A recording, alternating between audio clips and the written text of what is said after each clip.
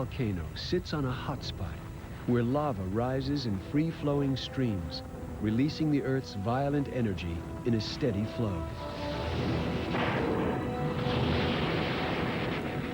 But most volcanoes are formed where the Earth's crustal plates grind beneath each other. The magma rising to the surface here is sticky and full of gases. It can plug up at the top in a bulge called a lava dome. Tremendous forces build until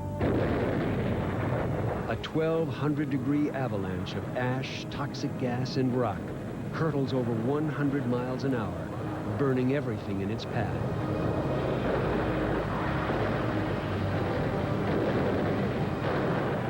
Volcanologists call this pyroclastic flow.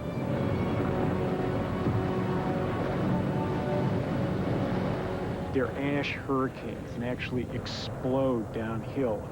I think amongst volcanologists, these are the most feared kinds of eruptions that we have. And the reason for this is that they just occur so quickly, so violently, and over such vast areas. There's nothing that can withstand the impact. Lava really is not a big danger. Explosions are what are dangerous. It's like when you have a bottle of champagne, it's full of energy, and when you take the cork out, it erupts, it explodes. Historically, these are the most deadly eruptions. When Italy's Mount Vesuvius erupted in 79 AD, a pyroclastic flow roared with no warning into Pompeii. 20,000 people were seared where they fell for eternity. Still larger ash eruptions in the past have blocked the rays of the sun, triggering climatic changes and mass starvation.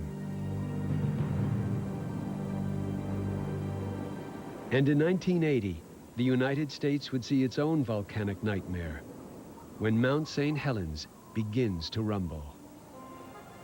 Risa Kelly and her family don't pay much attention. They just move near the mountain in Washington state and are enchanted by the landscape. Pack the kids and the dog in the car and go find a new waterfall or a new spot to go look and find a view. But that view is dominated by a volcano, now rocked by earthquakes. Geologists like David Johnston begin to suspect a deadly potential. After a small eruption of steam and ash, a danger zone is established. The Kellys live just outside it. Nobody ever said, hey, anybody living on this side, you might want to think about leaving. Trust me, I would have left. The Forest Service evacuates personnel, but tourists flock in. The media encamps. Among them is cameraman Michael Lenow. I was young and very adventurous. I love shooting nature. And I wanted that shot that was going to help make my career. And on May 18th, photographers get the shot of a lifetime. An earthquake collapses the north face, unplugging the volcano's mighty force. A deadly pyroclastic flow hurtles out at 700 miles an hour, incinerating everything in its path. I don't remember hearing a noise or even a rumble, but all of a sudden I was just awake. And I looked and it was dark out. My first thought was, oh my God, it's nighttime. There was that crackling in the air. There was the constant rumbling. Now you could feel the earthquake or the aftershocks, and there was an unsettling feeling about the ground. I have never been so scared in my life. Risa is just far enough from ground zero to escape the terrible fate of geologist David Johnston, who was killed in the blast. But as the eruption continues, survivors are lost in a choking black blizzard. Another cameraman, David Crockett, records the nightmare. Oh, dear God. My God, this is hell. I just can't describe it. It's pitch black. Just pitch black. This is hell on earth I'm walking through.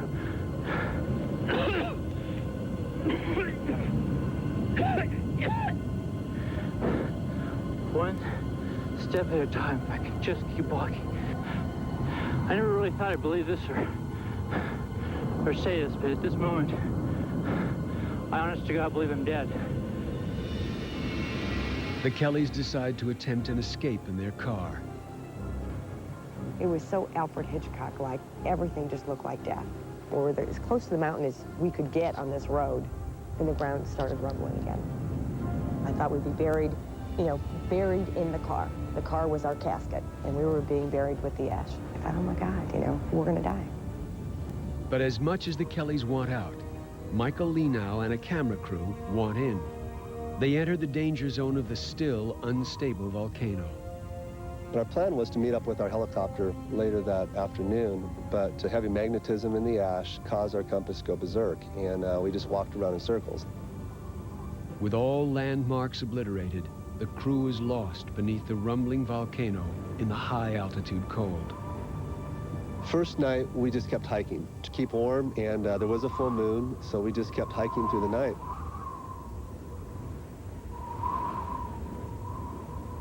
When the second day dawns, they are still lost, with no rescue in sight. But the worst is yet to come. Another major eruption hits as a storm blows in.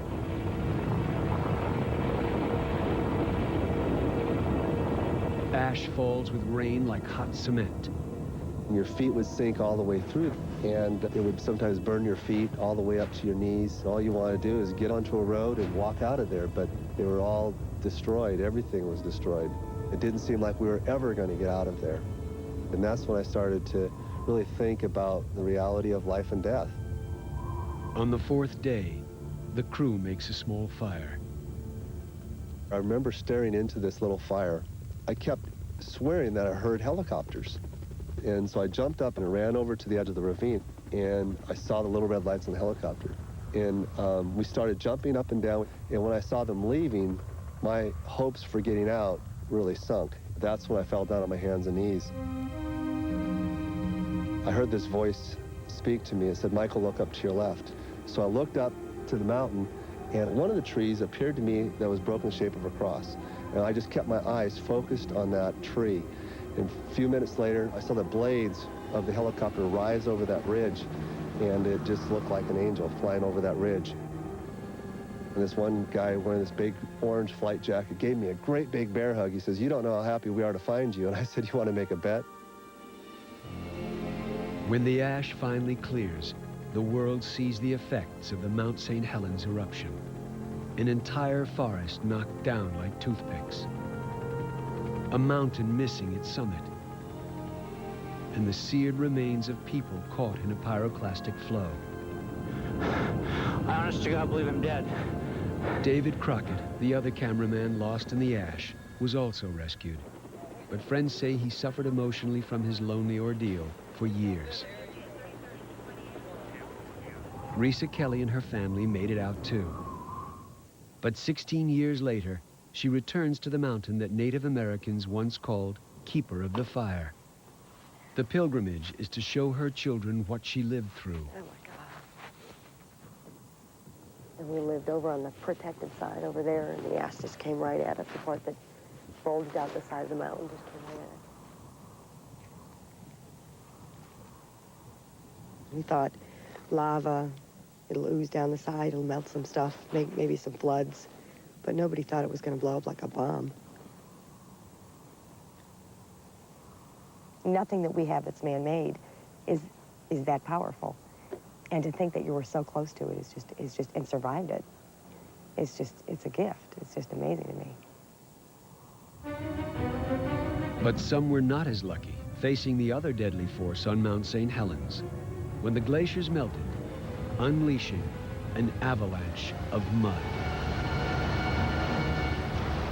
Mount St. Helens had a summit covered with ice. But 6 miles downslope, the piano-playing proprietor of the Spirit Lake Lodge thought he was safe. There isn't enough material. There's not enough material to come down here and affect Spirit Lake. Old Harry Truman was dead wrong.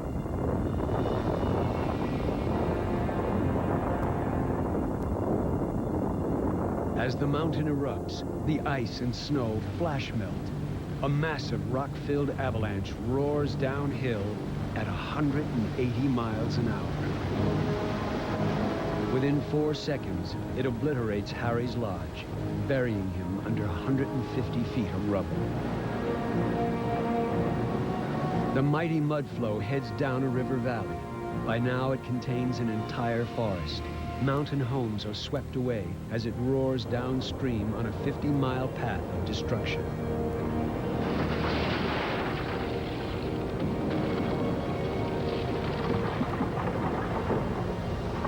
They reported a massive mudslide coming down the mountain from the south fork of the Truth River. Of the 57 people killed by Mount St. Helens, most die in this mud flow, leaving survivors stunned and bereaved. Just, I don't know. It's hard for me to even realize what has happened.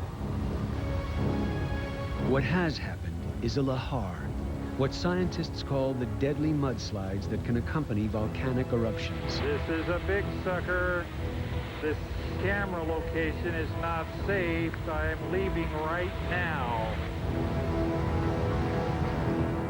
Towering, ice-covered volcanoes are particularly prone to lahars. Stuff billowing out of it. It's a danger most people don't know about.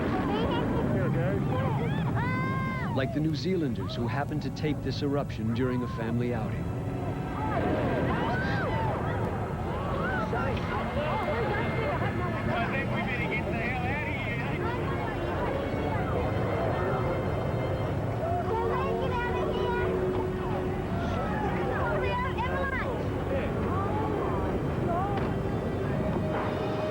The family was lucky. The blast was small enough that the lahar didn't reach them. But people under Colombia's Nevado del Ruiz were not protected. They lived in a valley beneath the volcano, despite frightening legends. Used to call Nevado del Ruiz Sleepy Lion, El León Dormido. And the old people used to say, well, one of these days the Sleepy Lion is going to wake and things are going to happen. Geologist Fernando Munoz is sent into the volcano with a Colombian team, untrained in volcanology.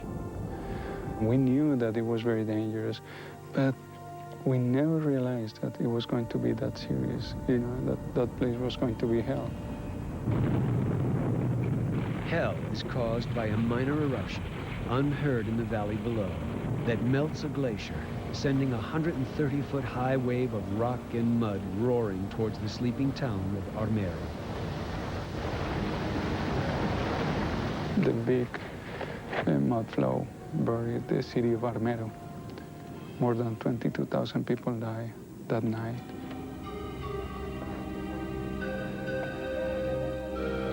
"90% of the townspeople were killed by the mud flow. Most while they slept.